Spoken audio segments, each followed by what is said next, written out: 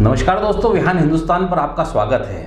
आज हमारे मेहमान हैं इंदौर शहर के काजी डॉक्टर इशरत अली साहब। इशरत अली साहब, आपका स्टूडियो में स्वागत है। जी, आपका बहुत शुक्रिया। सवाल की शुरुआत हम करते हैं 1 साल पहले को लेके। इन दिनों में तबलीगी जमात का जो मामला सामने आया था, उसके बाद एक मुस्लिमों को हे दृष्टि से देखा जाने लगा था। क्या ये मामला अभी भी भारत के सौर मंडल में है या कुछ बदलाव आपको नजर आता है? क्या होता है असल में, पूरी दुनिया में 215 के आसपास देश है और उनमें ज़्यादातर देशों में लोकतंत्र है। लोकतंत्र के में कई देशों के अंदर लोकतंत्र की उम्र जो होती है, कार्यकाल होते हैं कि 4 साल। जैसे अमेरिका के राष्ट्रपति का चुनाव 4 साल है, हमारे यहाँ का 5 साल है, मतलब 60 महीने हैं। तो लोकतांत्रिक व्यवस्थाओं में जो पॉलिटिशियन होता है, इसके लिए सबसे बड़ा इम्पोर्टेंट कैरेक्टर होता है वोट कैसे हासिल करना। ठीक है, उसी तरह से अलग अलग समाज के लोग हैं। जैसे अमेरिका के अंदर अपन बात करें तो वहाँ पे ट्रम्प जो पुराने राष्ट्रपति थे, तो उन्होंने देखा कि ये गोरे काले का मसला है, दोनों ईसाई हैं पर कलर का फ़र्क है। तो उन्होंने जितने भी टिपिकल गोरे थे, जो अनपढ़ टाइप के थे, उन पे हाथ रख दिया और उनको उनसे पिटवाने लगे, क्योंकि उनको उनसे चुनाव लड़ना था, जीतना था। तो जागरूक लोग थे अमेरिका के, जो उन्होंने उसको बाहर कर दिया, दूसरे को बिठा दिया। उसी तरह से भारत की पॉलिटिक्स भी इसी लाइन पे चलती रही है।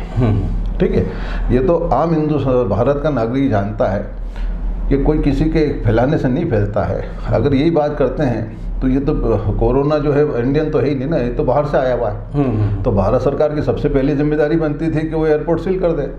दुनिया के कई देशों के राष्ट्र मुखियाओं ने जो है एयरपोर्ट सील कर दिए, बीमारी आने ही नहीं दी, तो आपको लॉकडाउन करने की जरूरत नहीं पड़ती, कंट्री नॉर्मल चलती रहती। आपकी तो फ्लाइट आती रही है। इंदौर के अंदर 22 मार्च तक फ्लाइट आई, लगातार आती रही। तो वो कोई जवाब दे नहीं है, वो सवाल नहीं कर रहे हैं आप। तो आपको सवाल करना पड़ेगा भारत सरकार से, क्योंकि भारत सरकार को भी भारत के लोगों ने चुना है। तो भारत के जो लोग हैं उससे बड़ी तो सरकार नहीं हो गई। सवाल करने का सबको हक है कि क्यों भाई आपको एयरपोर्ट सील कर देना चाहिए। जब ये कोरोना आई थी, पूरी दुनिया सील हो रही थी, तब आपको कर देना चाहिए था, क्यों आने दिया भाई? पर वो ये क्या है, पूरा मामला चूंकि मुस्लिम्स पे आके रुक गया था। तो हालांकि अभी 6 सालों में तो इसी पे लाइन चल रही है ना, राजनीति इसी बेस पे हो रही है। आपको लगता है, जैसे मुसलमानों से भी कई बात करो तो अधिकांश का कहना ये रहता है कि साहब हमको भारत में दोयम दर्जे का व्यवहार किया जा रहा है। आप सर पिछले 6 सालों से तो आप दिख रहा है ना, सामने दिख रहा है, जिसकी जो मर्जी आ रही बोल रहा है, जिसकी जो मर्जी आ रही कर रहा है। इसके लिए तो आप जो समझदार लोग हैं उनकी जिम्मेदारी बनती है कि भाई वो आकर बात करें। अच्छा, बहुसंख्यक समाज के जिम्मेदार लोगों की जिम्मेदारी बनती है। खासतौर से सबसे ज़्यादा नेगेटिव कोई रोल अदा कर रहा है तो मीडिया अदा कर रहा है। उसकी जिम्मेदारी बनती है कि समाज को हम कहाँ ले जाना चाह रहे हैं, देश को हम कहाँ ले जाना चाह रहे हैं। इस तरह से नफरत करके, एक दूसरे को बुरा भला बोल के, गाली गुप्तार करके तो देश कभी तरक्की नहीं कर पाएगा।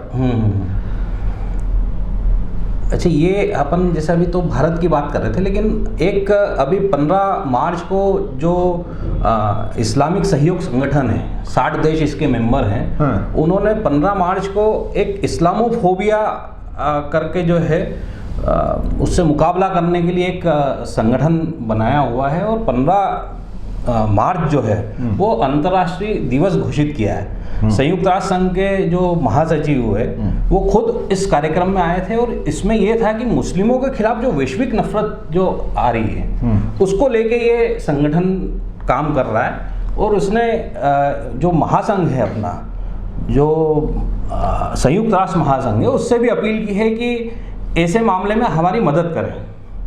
तो ये भारत में ही नहीं पूरे विश्व में हो रहा है। क्या कारण इसका मानते हैं? कोई पूरे विश्व में नहीं, क्या है, मुसलमान दुनिया के हर हिस्से में रहते हैं। इस पृथ्वी का कोई हिस्सा नहीं है जहाँ पे इस्लाम के मानने वाले नहीं रहते हों, है ना। 215 देश हैं जो मेरी जानकारी में है। पूरे 215 देशों, मतलब इस धरती के हर हिस्से के अंदर मुसलमान रहता है। ठीक है, तो अब इसमें कुछ इलाके ऐसे हैं जो वहाँ मुसलमान रहते हैं, वहाँ पे कुदरती सोर्सेस हैं, जैसे पेट्रोल है, डीजल है, घासलेट है, गैस है, हीरे, चांदी, तांबे, पीतल नेचुरल चीज़ है। तो ये जो बड़े खुशहाल कंट्री वाले लोग हैं, ये उनको बदनाम करके उस पर काबिज होना चाहते हैं। अब देख लीजिए जहाँ पे अरब में कौन लोग बैठे हुए हैं, किसके गुलाम में, किसके इशारे पे बैठे हैं, पहले कौन हुआ करता था। ये जितने लोग हैं, चाहे अमेरिका हो या दूसरे देश हो, ये किसी गरीब मुस्लिम देश के ऊपर देखते भी नहीं है। ये तो वहाँ पे जब उनकी ज़मीनों के नीचे सोना, चांदी, हीरे, जवाहरात, दुनिया भर की चीज़ रखी है। अब पहले उसको बदनाम किया जाता है, उस पर बम फेंका जाता है, उस पर कब्जा कर लिया जाता है, उसका शिकार पूरी दुनिया का मुसलमान हो रहा है। मतलब एक जो कहा जाता है कि आने वाले समय में इस्लामिक व्यक्ति और ईसाइयों का जो युद्ध होना है, तो क्या आप इस परिदृश्य में देखते हैं ये जो चल रहा है? साहब, ये तो सैकड़ों सालों से ऐसी दुनिया चल रही है। हाँ, ये दौर बदलता रहता है, कभी उसका आया, कभी उसका आया, कभी उसका आया। इंसान है, ज़िंदगी बसर कर रहे हैं। 50, 60, 70 साल अल्लाह ने ज़िंदगी दी है, और ये अपन बात कर रहे हैं हज़ारों सालों की हुकूमत करने का। इंसान को मालूम नहीं कि सुबह होगी कि नहीं होगी, शाम होगी कि नहीं होगी। अच्छे अच्छे रईसों को हमने कोरोना से मरते हुए देखा भाई। अल्लाह से खौफ करना चाहिए, अपनी ज़िंदगी को अल्लाह के बताए हुए रास्ते पे गुजार करोगे तो अच्छा रहेगा। वरना 250 ग्राम का या 300 ग्राम का दिमाग से आदमी सोचता है कि पूरी दुनिया को मैं मुट्ठी पे कब्जा कर लूँगा, तो भैया फिर अल्लाह भी तो कोई चीज़ है। कुरान को लेके भी राजनीति शुरू हो गई है। मुस्लिम आपस में ही कुछ लोग हैं जो, आप कहाँ तक इसको, मतलब इस पर कोई प्रतिक्रिया आपकी? देखिए, कुरान में तो बदलाव मुमकिन की बात छोड़ दीजिए, सोच भी नहीं सकते जब तक दुनिया रहेगी तब तक।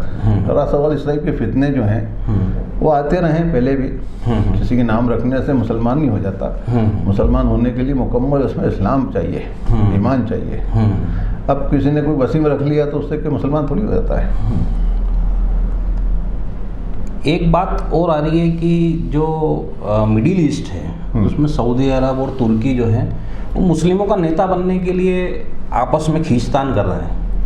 तो ऐसे उसमें भारत का जो मुसलमान है खास करके वो इधर उधर हो रहा है। जैसे अर्धगोल बनाया तुर्की ने, तो तुर्की की तरफ बात कर रहे हैं, लेकिन तुर्की जो है वो कश्मीर को लेके लगातार बयानबाजी करता है। सब भारत का मुसलमान भारत से मोहब्बत करता है, भारत की तरफ देखता है, वो भारत का ही है, भारत के लिए रहता है। ये बेकार बात की जाती है कि वो उधर देख रहा, उधर देख रहा, उधर देख रहा, कहीं नहीं देखता। भारत का मुसलमान भारत का ही है। मतलब ये है कि कहीं किसी के उसमें बहकावे में नहीं आए, मुस्लिम हो चाहे कोई भी, आज तक नहीं आया। सब अब क्या आ जाएगा? हाँ, 70 साल से पाकिस्तान कोशिश करते रहा, तब तो आए नहीं, अब कहाँ से आ जाएगा? मोदी जी के आने के बाद बहकावे में आएगा क्या? हाँ हाँ। अपन बार बार सरकार की बात कर रहे हैं, तो क्या ये जो अभी सत्ता है, हाँ, ये क्या मुस्लिमों के खिलाफ काम कर रही है? सर, जो सामने जो चीज़ें आ रही हैं, सत्ता से जुड़े हुए लोगों की भाषा दिख रही है, तो फिर या तो कंट्रोल करना चाहिए। जैसे ये मॉब लिंचिंग हुआ करती थी, हाँ हाँ, है ना, मोहन भागवत जी ने कहा कि वो हम में से नहीं है, सब जगह बंद हो गई। पर मॉब लिंचिंग का शिकार तो कई हिंदू भी हुए सर। तो कहा ना मोहन भागवत जी ने कहा ये हम में से नहीं है वो लोग, नतीजा क्या? बंद हो गई ना। आज प्रदेश के अंदर कोई मसला आता तो प्रदेश का मुख्यमंत्री कुछ बात करे, उनको करना पड़ेगी ना भाई। मध्य प्रदेश में 7 करोड़ की आबादी है, तो सभी के मुख्यमंत्री हैं वो। उसको धर्म से क्यों देखते हैं अपन जोड़कर? अच्छा, ये जो लॉ जिहाद एक कानून बनाया है, वो उसको आप कैसे लेते हैं? मेरे समझ में नहीं आता। पहली बात तो बताओ, लॉ और जिहाद होता क्या है? कोई कानून ऐसा लिखा हुआ है कि उसमें लॉ जिहाद कानून है क्या? मतलब इसमें हिंदू मुस्लिम अगर शादी करे, या मुस्लिम ईसाई शादी करे, या मुस्लिम सिख शादी करें, जो मैंने जो देखा है, समझा है, उसके अंदर के कोई भी मध्य प्रदेश का निवासी अपना मूल धर्म को छुपाकर, है ना, मूल धर्म को छुपाकर अगर ब्याह करता है तो गलत करता है। अगर कोई मुसलमान है, हिंदू बन के बात कैसे कर रहा है, या हिंदू है तो मुसलमान बन के कर रहा है, वो तो सब पे लागू होगी। अब वो तो जिहाद शब्द को जोड़ दिया, वो तो पॉलिटिक्स ने, वरना जिहाद से क्या लेना देना। अब भाई, जो तुम जिस धर्म को मानते हो उस धर्म को के सहित आप बात करो, समझ में आता है। एक बात और देखने में आई है कि अगर कोई 2 अलग अलग धर्म के लोग शादी करना चाहते हैं, तो जिला प्रशासन में जहाँ शादी होती है, सरकार जो शादी कराती है वो खुद मना कर देते हैं।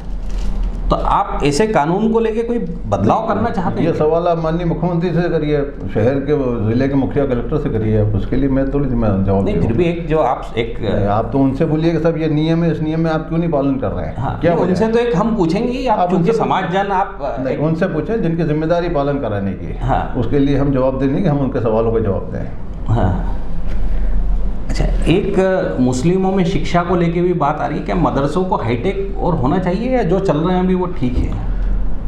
क्या है, असल में एक बहुत बड़ी गलतफहमी के शिकार हुए हैं पिछले कुछ सालों में भारत के मुसलमान।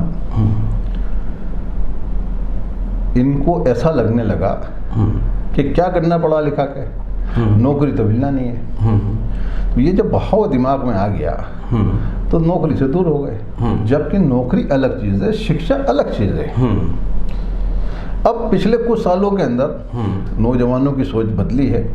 अब आप देख लें कि प्रशासनिक सर्विसेज में भी आ रहे हैं, है ना, मेडिकल की दुनिया में भी आ रहे हैं, IT की भी दुनिया में आ रहे हैं, करते हर फील्ड के अंदर हमारे बच्चे आ रहे हैं, दिख रहा है वो। पिछली एक सोच थी, वो सोच क्या वो आके बाहर आके दिख रहे हैं आपको। देख, मदरसे की बात करते हैं तो मदरसे को कभी जाके देखेंगे तो वहाँ पर धार्मिक शिक्षा के साथ साथ में अंग्रेजी भी पढ़ाई जाती है, मैथ्स भी पढ़ाया जाता है, साइंस भी पढ़ाई जाती है, और बाकायदा कंप्यूटराइज सिस्टम दिया हुआ है। इसके अलावा फिर मध्य प्रदेश के अंदर मदरसा बोर्ड से एफिलेटेड होने के बाद वो बच्चा वहाँ से पढ़ता है तो हायर सेकेंडरी के बराबर की एग्ज़ाम लेकर बाहर आकर पोस्ट ग्रेजुएशन में चले जाता है। एक अब चूँकि रमज़ान सामने है, हाँ जी, और कोरोना भी चल रहा है और गर्मी पहले की अपेक्षा इस बार ज़्यादा है, तो कुछ समाजजनों को आप अपनी तरफ से मैसेज देना चाहें? सब मेरा तो मानना है कि हम कोरोना जो कोविड-19 का जो टीका पूरी दुनिया में इंसानों को लग रहा है, हमको भी लगाना चाहिए, ज़्यादा से ज़्यादा लगाना चाहिए। और ये टीका ज़्यादातर लोगों को लग जाएगा तो यकीन मानिए हम अपनी इंसानी ज़िंदगी जिस तरह से मार्च 2020 से पहले हम गुजारते थे, इंशाल्लाह वैसे ही हम गुजारेंगे।